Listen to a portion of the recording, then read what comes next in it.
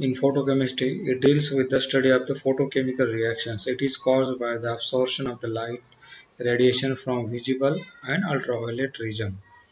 Means photochemistry, it deals with the visible and ultraviolet region. This is the father of modern molecular photochemistry.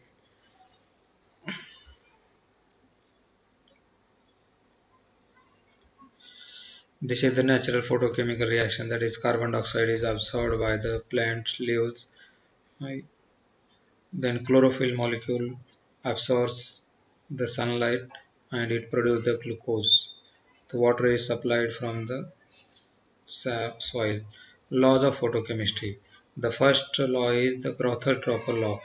Only light that absorbed can produce the photochemical reactions. It is given by the Grothus and the dropper. Here we can see the photographs of the Grothus and the dropper. This law states that only those light which is absorbed by the reactant can bring about the change. Means that the light which is transmitted without absorber, that cannot bring about the change in the molecule. Means only the absorbed light can bring about the photochemical change. The second law is a molecule absorbs the single quantum of light to become excited. Means Stark and Einstein, these are the two scientists who given the second law of photochemistry. It said that a molecule absorbs a single quantum of light and it undergoes the excited. Means every one molecule, means each molecule absorbs one quanta and it undergoes the excited state, and from excited state it will produce the product. What is the quantum yield? It expresses the efficiency, a number of molecules reacting per quantum energy absorbed, the number of moles reacted per Einstein of energy absorbed. Means quantum yield is clearly defined by this equation: phi is equal to number of molecules reacting in a given time. Means how much molecule is reacted in a given time, divided by the number of quanta of light absorbed in the same time. Means in the given time how many molecules are reacting and how many quanta are absorbed. It is called the quantum yield. Or in other words, we can write it also as number of molecules reacting in a given time divided by number of Einstein of light absorbed in the same time.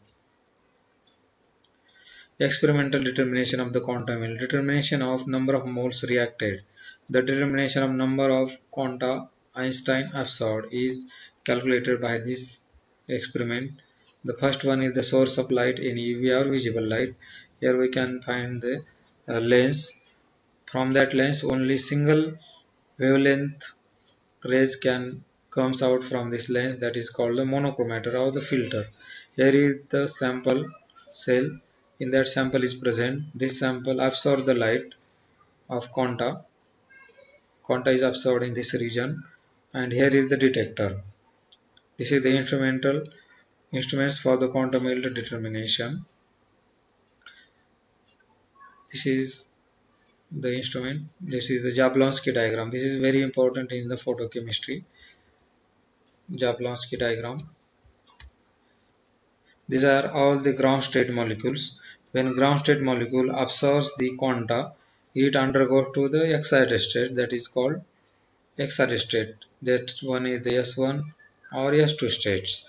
When this S1 and S2 states undergoes intersystem crossing. Intersystem crossing. After intersystem crossing, it is converted into triplet state, that is very stable state.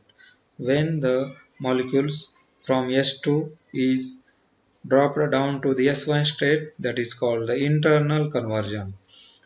When from molecule comes from singlet excited state to the ground state, then it is called for fluorescence. When the molecules from singlet excited state comes to the ground state, then it is called fluorescence. When the molecule from triplet excited state comes down to the ground state, then it is called the phosphorescence. This one is the stable conversion. After we cut off the incident line, then for some time the transmitted light will transmit the light for some time. But in case of fluorescence, when we cut the incident light, immediately the transmitted light is cut down. Means incident light and transmitted light is continuous process. When incident light is cut off, transmitted light is automatic cut off in the fluorescence. In phosphorescence, when we cut incident light, transmitted light will comes out for some time. Fluorescence. Fluorescence means a light absorbed may be re-emitted almost instantaneously in one or more steps. This phenomenon is called a fluorescence. Light absorbed may be re-emitted almost instantaneously, immediately, in one or more steps. This phenomenon is known as a fluorescence. Here we can see this is a fluorescent liquid present in these bottles, in this glass, and these are the goods. Then phosphorescence.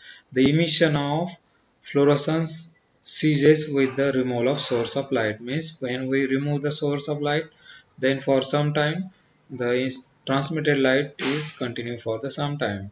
This phenomenon is known as a phosphorescence. Chemiluminescence. The emission of light in a chemical reaction at ordinary temperature is called chemiluminescence. It is useful in the chemistry. It is just the reverse of the photochemical reactions.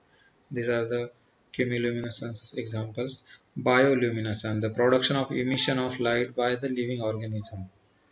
Here, light is emitted by the living organism. That's why the term comes as bioluminescence. Bios means living, lumen means the light.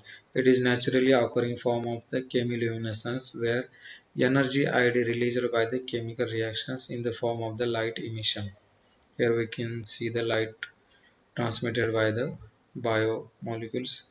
This is the one figure, this is second figure, this is second figure, this is fly, and this is also the second figure.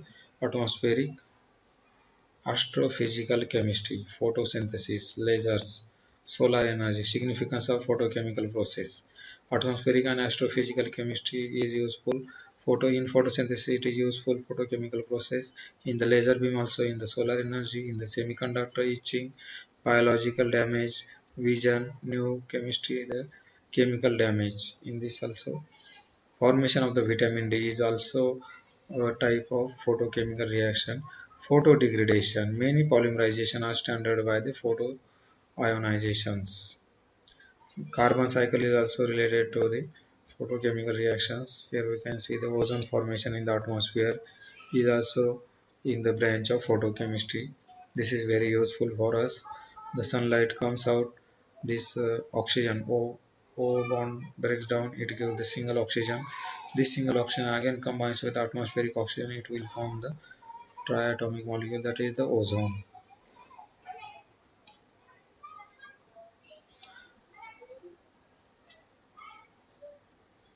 Thank you very much for listening carefully.